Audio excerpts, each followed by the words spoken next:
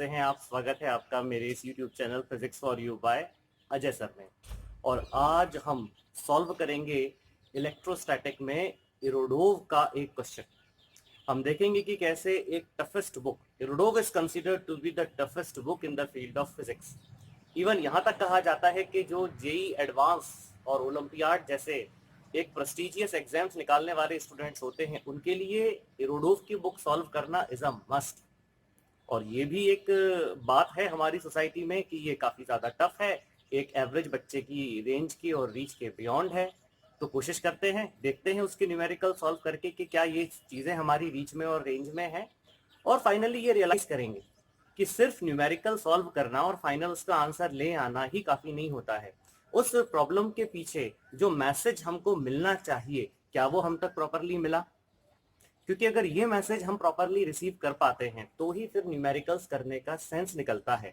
Otherwise ये बात शायद आप भी जानते होंगे कि फिजिक्स एक ऐसा सब्जेक्ट है कि इसमें इतने सारे टॉपिक्स हैं कि आप कितने हजारों लाखों करोड़ों न्यूमेरिकल्स हैं, कितने करेंगे। तो हमें यहाँ पर इस बात पे ध्यान देना है कि हमारी अंडरस्टैंडिंग बहुत शार्प बने। So let's start today's video. So this is the problem 3.1 of Irodov. ये इरोडोव की प्रॉब्लम 3.1 है। स्टूडेंट्स, मैं इस प्रॉब्लम को आगे बढ़ाने के पहले आपसे एक मैसेज और देना चाहता हूँ कि मैंने देखा है कि there is a 10th edition of problems in general physics which is also called the Irodov problems. उसमें उन्होंने उस बुक को जो 10th एडिशन में है मॉडिफाइड किया है जेई के बच्चों के हिसाब से, कॉम्पिटिटिव एग्जाम्स के हिसाब से। तो बहुत सारे क्वेश्चंस अपने हिसाब से भी जो अच्छे हैं, इंपॉर्टेंट हैं, वो उसमें जोड़े गए हैं। एटलीस्ट 2000 के आसपास जो है वो टोटल प्रॉब्लम्स का सेट है। लेकिन मैं आपको जो प्रॉब्लम्स यहाँ इरोडोव में करवाऊंगा या आज जो करवाने जा रहा हूँ वो ओरिजिनल इरोडोव प्रॉब्लम्स का जो सीक्वेंस है मैं वो मेंटेन करूंगा। तो अगर आपके पास ऐसी कोई क्लासिक टेक्स्ट बुक है तो आपको ये सीक्वेंस उसमें भी मिल जाएगा। दूसरी चीज, ये बुक पीडीएफ फॉर्म में इंटरनेट पर फ्री में अवेलेबल है, तो आप चाहें तो वहां से डाउनलोड करके सीधे क्वेश्चन एक्सेस करके अपनी प्रैक्टिस करना शुरू कर सकते हैं। So let's start today's video. This is the problem 3.1 of problems in general physics, also called Rudolph problems. Calculate the ratio of the electrostatic to gravitational interaction forces between two electrons between two protons. At what value of specific charge q by m of a particle would these forces becomes equal? पहले तो हम प्रश्न समझें कि आखिर ये हमसे कहना क्या चाहता है। अगर आप ध्यान से इस क्वेश्चन को पढ़ेंगे तो ये क्वेश्चन बेसिकली दो अलग अलग सिचुएशंस को आपस में समेटे हुए है। ये हमसे चाहता है कि हम इलेक्ट्रोस्टैटिक और ग्रेविटेशनल फोर्सेस का कंपैरिजन करें। और हम किन केसेस में ये कंपैरिजन करें? केस नंबर 1, दो इलेक्ट्रॉन के केस में हम ये कंपेयर करें, उसके बाद हम दो प्रोटॉन के केस में इन्हें कंपेयर करें। तो एक क्वेश्चन बेसिकली अपने अंदर ये तीन क्वेश्चन समेटे हुए।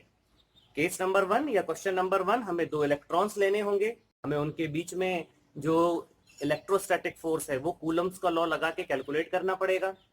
देन उसी सिचुएशन में हमको न्यूटन्स ग्रेविटेशनल लॉ लगाकर ग्रेविटेशनल फोर्स निकालना है। फिर हमें उन दोनों फोर्सेस को इलेक्ट्रॉन के केस में कंपेयर करना है। सेम वर्कआउट हमें प्रोटॉन के केस में करना है। तो ये तो इलेक्ट्रॉन प्रोटॉन की दो अलग अलग सिचुएशन का कंपैरिजन हो जाएगा। तीसरा केस या तीसरा प्रश्न जो ये अपने अंदर समेटे हुए है वो ये है, at what value of the specific charge q by m किसी भी फंडामेंटल पार्टिकल का charge to mass ratio specific charge कहलाता है। हमको ये फाइंड आउट करना है। तो ये तीन चीजें हमको इस प्रॉब्लम में कैलकुलेट करनी है। So how to calculate, and finally जैसा कि मैंने कहा कि ये प्रॉब्लम ने हमें क्या सिखाना चाहा, इन तमाम बातों पे चर्चा करते हैं। तो we are going to start the solution. और जैसे कि इस क्वेश्चन की डिमांड है, दो केसेस यहाँ पे जनरेट करते हैं। केस नंबर 1 यहाँ पे ले लेते हैं फॉर टू इलेक्ट्रॉन्स। तो पहला केस हमारा दो इलेक्ट्रॉन्स को लेकर है, और यहाँ दूसरा केस बिल्डअप करते हैं, और ऑब्वियसली ये होगा फॉर टू प्रोटॉन्स। तो ये दो केस यहाँ पे बना लिए। पहला केस होगा दो इलेक्ट्रॉन्स के लिए और दूसरा केस होगा दो प्रोटॉन्स के लिए। ठीक है, सेटअप तैयार करते हैं। तो ये दो पॉइंट्स हो गए ए और बी।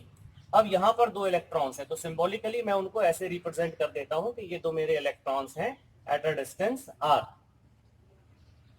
अगर आप प्रॉब्लम को पढ़ेंगे तो प्रॉब्लम में कहीं पर भी कितनी दूरी पर हमको ये कैलकुलेशन करना है एज सच कोई डिस्क्रिप्शन नहीं दिया है। दूसरी चीज, दोनों चार्जेस के बीच में हमको मीडियम क्या रखना है ये भी उन्होंने कुछ नहीं बताया। तो कुछ चीजें हमको अपने हिसाब से माननी भी पड़ती हैं। यहाँ पर एयर और वैक्यूम है चार्जेस के बीच में। सेकेंडली, दोनों ही केसेस में मैं जो डिस्टेंस लूंगा वो एक जैसी लूंगा, मैं R1 R2 नहीं लूंगा, मैं वो सेम लूंगा R। उसकी वजह है कंपैरिजन। कंपैरिजन जब भी होता है तो कुछ चीजें वहां पर एक जैसी रखनी पड़ती हैं, उसके बाद कंपैरिजन की प्रोसेस की जाती है। या तो फिर न्यूमेरिकल में ये क्लियरली मेंशन होता कि किस डिस्टेंस पे ये काम करना है। अब मेंशन नहीं है तो डिस्टेंस हम क्या लेकर चलेंगे, सेम, और मीडियम भी क्या लेकर चलेंगे, एयर और वैक्यूम। तो ये केस बना हमारे इलेक्ट्रॉन का, इस डिस्टेंस पर है। अब सबसे पहले हम निकालेंगे electrical force. So let it is represented by FEL, और जैसा कि हम जानते हैं according to Coulomb's law it is 1/4 pi epsilon naught Q1 Q2 by R square, और it is just simply K Q1 Q2 by R square. So it is K Q1 Q2। अब charge का 1.6 into 10 to the power -19 coulomb, जो basic elementary charge है उसका symbol मैंने E मान लिया। सो it is K Q1 Q2 यानी KE square upon distance का स्क्वायर R स्क्वायर। तो ये तो आ गया इलेक्ट्रिकल फोर्स। ठीक उसी तरीके से अगर ग्रेविटेशनल फोर्स निकाला जाए FGR, so it is G, capital G M1 M2 by R square according to the Newton's law. तो ये हो जाएगा G। अब इलेक्ट्रॉन का मास मैंने माना यहां पर Me, सो M1 M2 मतलब Me multiplied by Me, so it is Me का स्क्वायर बाय R का square. So this is the electrical force and this is the gravitational force. अब इन्हें कंपेयर करने को कहा है, कंपेयर करने को कहा है, that means F electrical with respect to F gravitational. ये कंपैरिजन हो गया, KE square by R square. अब इसको मैं डिवाइड करूंगा इस रेशो से, ये पलटकर ऊपर जाएगा, तो ये हो जाएगा R square by G ME का होल स्क्वायर। तो R स्क्वायर से R square cancel and this comes out to be K E square by G ME का स्क्वायर। ये यहां पर आ जाएगा। ठीक है, अभी मैंने यहां पर जो कांस्टेंट्स हैं, जैसे K मेरा कांस्टेंट है, इसकी वैल्यू होती है 9 इंटू 10 टू द पावर 9। ये चार्ज है, इतना चार्ज इलेक्ट्रॉन पे होता है तो एग्जैक्टली इतना ही चार्ज प्रोटॉन पर भी होता है, 1.6 इंटू 10 टू द पावर -19। ये दोनों भी कांस्टेंट है। अब मैं इनकी वैल्यूज यहाँ पे सब्स्टिट्यूट करता हूं, तो ये आ जाएगा F electrical with respect to F gravitational 9 into 10 to the power 9, 1.6 into 10 to the power -19 का स्क्वायर, ये इलेक्ट्रॉनिक चार्ज है, 6.67 into 10 to the power -11, this is the value of capital G। Electron का मास होता है 9.1 into 10 to the power -31 kg, और उसका square करना है, तो ये इसका स्क्वायर हो गया। फाइनली जब ये पूरा वैल्यूज को हम यहां सब्स्टिट्यूट करके सॉल्व करेंगे, the answer comes out to be 4 into 10 to the power 42। ठीक, the answer will be 4 into 10 to the power 42। Amazing answer, extraordinary answer. It means electrical force gravitational force से 4 into 10 to the power 42 times ज्यादा stronger होती है in the same situation. अब आप इस situation पर लौटिए, देखिए ये दो इलेक्ट्रॉन हैं, दोनों नेगेटिवली चार्ज्ड हैं। अब इनका कोई ना कोई मास भी होगा जिसकी वैल्यू मैंने यहां रखी हुई है। तो अपने मास नाम की प्रॉपर्टी की वजह से ये दोनों इलेक्ट्रॉन एक दूसरे की तरफ ग्रेविटेशनल अट्रैक्शन का फोर्स फील करेंगे, सो दे शुड कम क्लोजर। लेकिन चार्ज नाम की प्रॉपर्टी की वजह से हमें मालूम है like charges repel each other, तो ये दोनों इलेक्ट्रॉन एक दूसरे से रिपल्शन भी महसूस करेंगे। अब नेट फोर्स इनके ऊपर वो हावी हो जाएगी जो ज्यादा डोमिनेटिंग होगी। ये यहां से क्लियर होता है, हमारी इलेक्ट्रिकल फोर्स उसी सिचुएशन में ग्रेविटेशनल फोर्स के कंपैरिजन में trillions of trillions of trillions of trillion से भी ज्यादा, बहुत ज्यादा मात्रा में हैवी है, बहुत ज्यादा मात्रा में ग्रेटर। इतना ज्यादा पावरफुल इलेक्ट्रिकल फोर्स होता है ग्रेविटेशनल फोर्स से। दैट्स व्हाई शायद आपने सुना भी होगा कि gravitational force is the weakest force of the nature. अब आइए प्रोटॉन के केस में ये सिचुएशन को एनालाइज करते हैं। तो सेम सिचुएशन यहां पर मैं बिल्टअप करता हूं। ये दो पॉइंट्स मैंने लिए एग्जैक्टली ए और बी, और यहाँ पर मैंने इलेक्ट्रॉन के ही जैसे दो प्रोटॉन्स को रखा at the same distance R, तो ये सिचुएशन मेरी बिल्कुल सेम बनी। अब मुझे यहाँ पे इलेक्ट्रिकल फोर्स निकालना है, F electrical, so it is के Q1 Q2 bye are square के। अब Q1 Q2 का स्क्वायर, आप इसको ऐसा मत लिख दीजिएगा P यानी यहाँ पर आ जाएगा P का स्क्वायर। जैसे आपने यहाँ देखा कई स्टूडेंट्स ये गलती करते हैं, भाई इलेक्ट्रॉन है तो E का स्क्वायर, प्रोटॉन है तो P का स्क्वायर। नहीं, ये लॉजिक नहीं है। लॉजिक ये है कि क्या इलेक्ट्रॉन और प्रोटॉन पर चार्ज का अमाउंट सेम होता है? The answer is yes, 1.6 into 10 to the power minus 19, magnitude तो सेम होता है। तो क्वांटाइजेशन की जो प्रिंसिपल हमने देखी थी उसमें हमने ये साफ किया था कि आप सिंबल ई ही लीजिए। अब मैग्नीट्यूड भी आपका सेम है तो आप E1 E2 नहीं लेंगे, आप उसका वैल्यू या उसका सिंबल एक ही लेंगे। तो ये हो जाएगा E और उसका स्क्वायर डिवाइडेड बाय डिस्टेंस का स्क्वायर। ये इलेक्ट्रिकल फोर्स आई। ठीक इसी प्रकार ग्रेविटेशनल फोर्स हम निकालेंगे तो Gm1 M2, ये एक टर्निंग पॉइंट है। यहां आप इलेक्ट्रॉन का मास रखते थे और यहां आप जो रखोगे वो रखोगे आप प्रोटॉन का मास, और ये हो जाएगा डिस्टेंस का स्क्वायर। बिल्कुल मैं यहां पर ये एक्सेप्ट करता हूं कि देखिए इलेक्ट्रिकल फोर्स जो दो प्रोटॉन के बीच में लग रही है रिपल्शन की, और इलेक्ट्रिकल फोर्स जो दो इलेक्ट्रॉन के बीच लग रही है रिपल्शन की, वो एग्जैक्टली सेम है। और उसका रीजन है, ये भले ही पार्टिकल्स अलग अलग हों लेकिन इनके ऊपर चार्ज का मैग्नीट्यूड तो सेम है, बट ग्रेविटेशनल फोर्स डिफर कर गया बिकॉज इलेक्ट्रॉन का मास अलग होता है, प्रोटॉन का अलग होता है। कितना होता है मैं आपको बताता हूं। अब इनका कंपैरिजन कर लेते हैं। सो it is k e square by distance का square multiplied by are square by G M P का whole square. Again r square से आर स्क्वायर कैंसिल, फाइनली हमारे पास जो वैल्यू आई वो आई के ई का स्क्वायर बाय जी, और यहां पर आ जाएगा एम पी का स्क्वायर। ये देखिए के ई स्क्वायर तो सेम है, नीचे जी एम ई का स्क्वायर था वो आता है जी एम पी का स्क्वायर, तो mass of the proton will be different.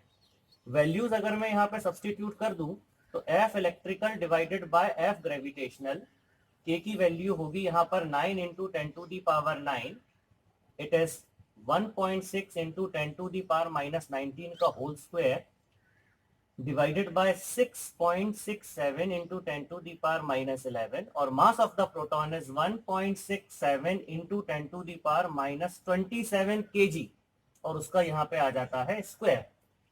देखिए सारा डेटाबेस हमारा सेम है, बस इलेक्ट्रॉन का जो मास होता है वो अलग है और वहां जो प्रोटॉन का मास आता है वो टोटली अलग है। ये जब सॉल्व होगा तो ये वैल्यू निकल कर आती है 1.2 इंटू 10 टू दी पावर 36, ये वैल्यू और ये वैल्यू, ये दोनों ही वैल्यूज हमको ये बताती हैं कि इलेक्ट्रिकल फोर्स बहुत ज्यादा इनॉर्मसली स्ट्रॉन्गर होती है ग्रेविटेशनल फोर्स के कंपैरिजन में। ऑब्वियसली ये दो आंसर अलग हैं, लेकिन एक मामले में ये दोनों आंसर हमको सेम मैसेज देते हैं दैट इलेक्ट्रिकल फोर्स और electrostatic force will be quite greater than the gravitational force. अब इस क्वेश्चन का सबसे last part, eight what value of specific charge Q by m of a particle would these forces becomes equal? Specific charge की किस value के लिए ये forces बराबर होंगी? हम इसको कुछ ऐसा सॉल्व करते हैं कि फोर्सेस को बराबर कर देते हैं और स्पेसिफिक चार्ज निकाल लेते हैं, तो बात बराबर ही होगी। ठीक है, अब फोर्सेस को बराबर करते हैं। अब यहां आपके मन में एक क्वेश्चन आना चाहिए कि भाई फोर्सेस को बराबर करोगे तो किस केस की फोर्स को बराबर करोगे? इलेक्ट्रॉन के केस की फोर्स को बराबर करोगे या प्रोटॉन की? एक काम करते हैं, दोनों के ही केस की फोर्सेस को बराबर करके देख लेते हैं। ठीक है,